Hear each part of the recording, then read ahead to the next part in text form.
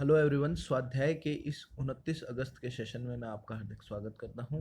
आज का हमारा विषय है वर्ड हिस्ट्री। और जैसा कि मैंने आपको बताया था कि हम लास्ट में कुछ मिनट हिंदी और इंग्लिश, जो कि पेपर 4 के अंदर आता है, उसके बारे में भी हम थोड़ा थोड़ा डेली डिस्कस करेंगे।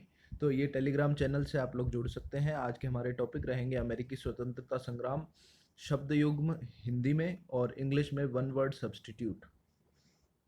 ये हमारे चैनल का संक्षिप्त परिचय है। आप यदि नए हैं तो इसे पॉज करके जरूर पढ़ें और पिछले वीडियोस भी देख लीजिए। आज के प्रश्न का सोर्स है कक्षा 11 की हिस्ट्री की आरबीएससी की बुक। और पहला प्रश्न है, प्रथम महाद्वीपीय कांग्रेस के बारे में 50 शब्दों में बताना है। दूसरा प्रश्न है, द्वितीय महाद्वीपीय कांग्रेस के बारे में 50 शब्दों में बताना है। तीसरा एक कोट दिया गया है, हम उन तत्वों को स्वयं स्पष्ट समझते हैं कि जन्म से सभी मनुष्य समान हैं और सृष्टिकर्ता ने उन्हें अविच्छिन्न अधिकारों से विभूषित किया है। अमेरिकी स्वतंत्रता संग्राम के संबंध में इन पंक्तियों की व्याख्या करनी है 50 शब्दों में। चौथा प्रश्न है, पेरिस की संधि जो है उसे 50 शब्दों में डिफाइन करना है। तो पहले प्रश्न पर हम चलते हैं। प्रथम महाद्वीपीय कांग्रेस के बारे में हमें 50 शब्दों में बताना है। बोस्टन हत्याकांड के उपरांत सम्राट जॉर्ज तृतीय के द्वारा लगाए गए कड़े प्रतिबंधों व उसके गलत आर्थिक सुधारों का विरोध करने के लिए 5 सितंबर 1774 को आयोजित सम्मेलन में इस सम्मेलन को प्रथम महाद्वीपीय कांग्रेस कहते हैं।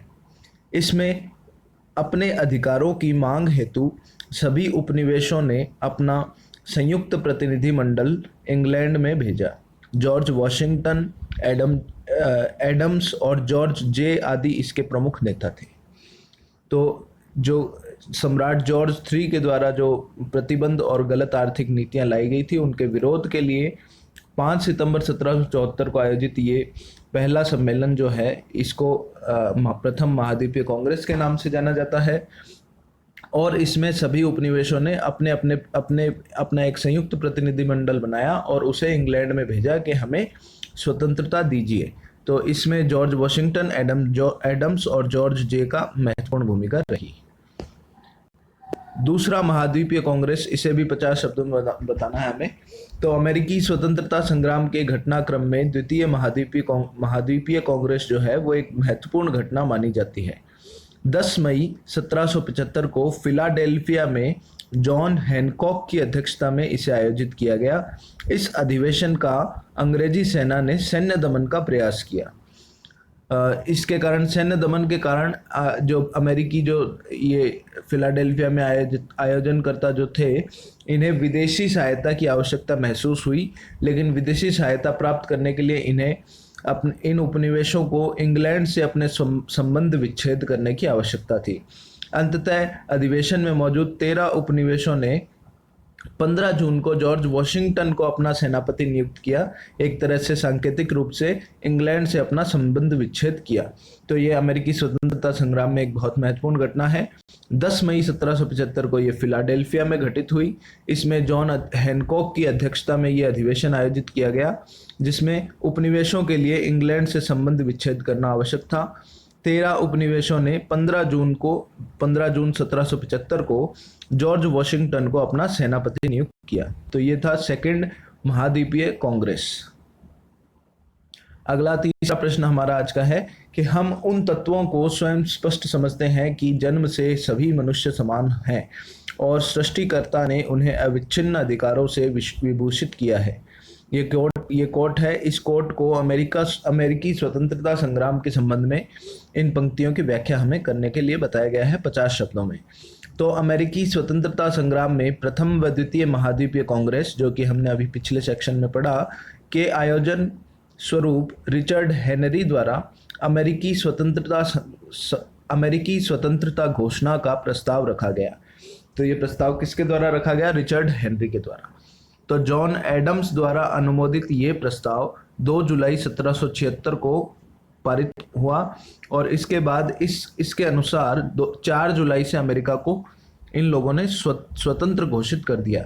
मतलब इन्होंने अपना ही एक सम्मेलन आयोजित किया, उसमें रिचर्ड हेनरी ने अमेरिकी स्वतंत्रता घोषणा पत्र प्रस्ताव रखा और जॉन एडम्स ने इसको अनुमोदित किया और 2 जुलाई ने उस अधिवेशन के द्वारा उस अधिवेशन में इसे पारित कर दिया गया।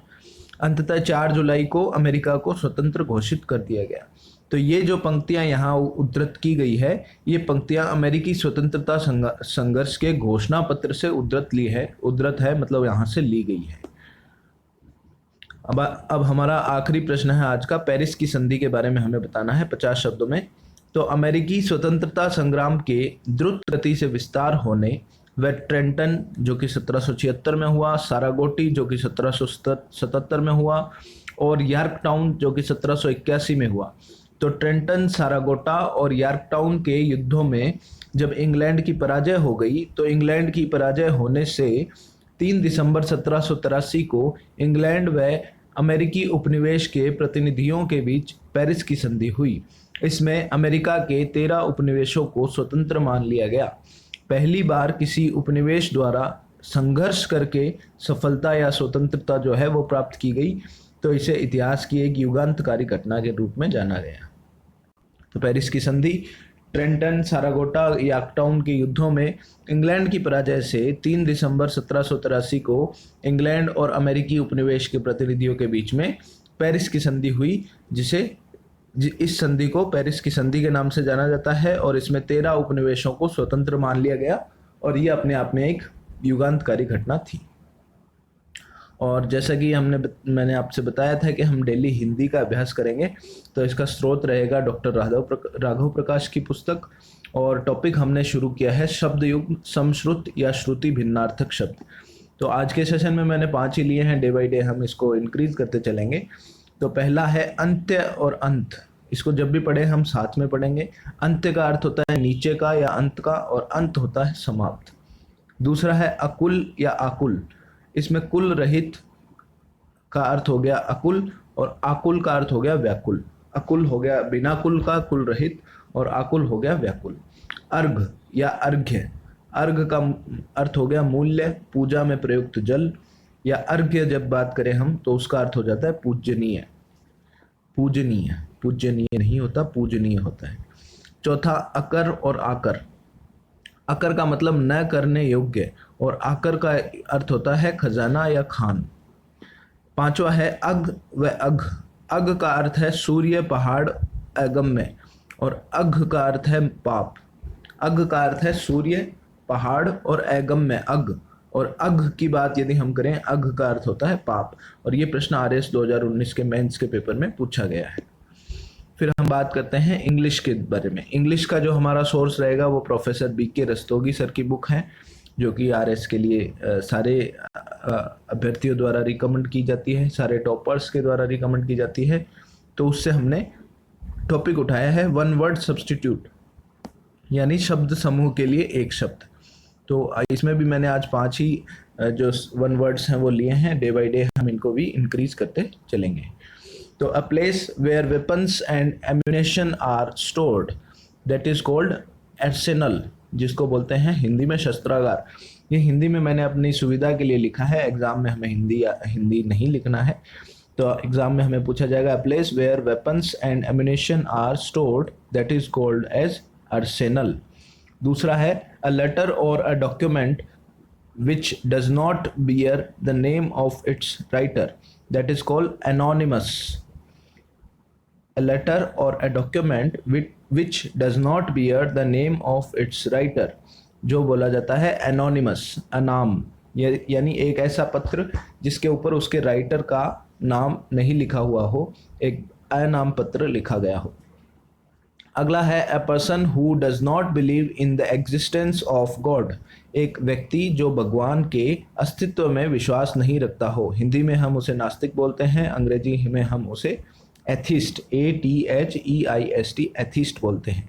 चौथा हमारा आज का वन वर्ड है a medicine to counteract the effect of a poison, एक ऐसी दवा जो जहर के असर को कम करने के लिए यूज की जाती है, दैट इज कॉल्ड एंटीडोट, विषहर औषध, एंटीडोट, ANTIDOTE, एंटीडोट। पांचवा प्रश्न है एन असेंबली ऑफ लिसनर्स, एक असेंबली यानी एक जनसमूह जो कि सुन रहा हो उसको बोलते हैं ऑडियंस, श्रोता, AUDIENCE।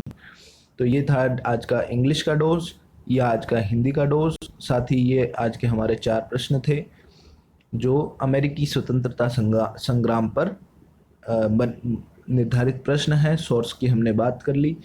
तो ये हमारा आज का सेशन था। सेशन आपको कैसा लगा? हिंदी इंग्लिश का ये नवाचार जो था वो आपको कैसा लगा? इसके बारे में ज़रूर अपनी राय दीजिएगा। Thank you.